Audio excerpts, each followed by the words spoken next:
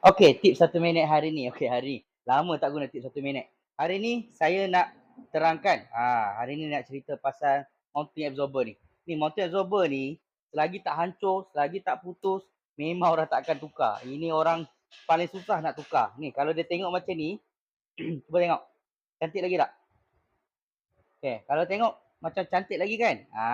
Mesh saya tunjuk kat sini. Okey, sebenarnya mounting absorber ni kebanyakan dia ada bearing tau. Bearing ni ada berjenis besi macam ni, ada jenis plastik. Bearing dia ni. Dan ada yang asing, ada yang sekali dengan mounting. Okey, tapi kebanyakan dia mounting ni, bearing ni yang cepat rosak. Terutama yang pakai bukan original. Nampak tak bila saya pusing dia tak tak tak tak tak tak tak tak tak tak. Ni. Nampak? Okey. So, bearing ni antara punca yang menyebabkan kereta kita bila kita corner ada bunyi. Bila kita corner bunyi keruk-keruk ataupun bunyi ketak-ketak. Ini boleh jadi punca. Ataupun naik bonggol, ketak-ketak pun boleh jadi. Ni puncanya. Ni.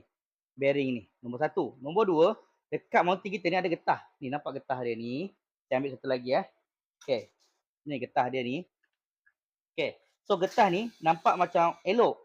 Betul. Tapi, nampak tak kat celah-celah ni? Ni getah juga ni. Bila naik bonggol, dia ni boleh bergerak. So, bila dia bergerak, dia macam seolah-olah longgar. Ni belum putus lagi. Kalau dah putus tu senang kita kata dia putus. So, kalau dah putus, nampak putus, orang nak tukar. Tapi kalau macam ni, ada orang nak tukar tak? Tak mahu punya. Dia mesti kata elok lagi. Mounting absorber ni, jangan tunggu sampai dia putus, baru nak tukar. Seeloknya, minta powerman check mounting absorber ni. Penting ni. Kalau dia rosak, pertama, kita bawa tak sedap. Kita bawa macam bergoncang, macam ada bunyi. Nombor 2, naik bonggol, ada bunyi. Nombor 3, bila kita corner, dia ada bunyi ni, nampak?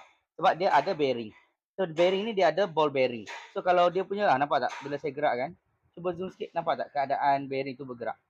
Nampak tak? Sangkut-sangkut. Nampak tak? Tak semua. Nampak tak? Nampak? Ini orang kata apa?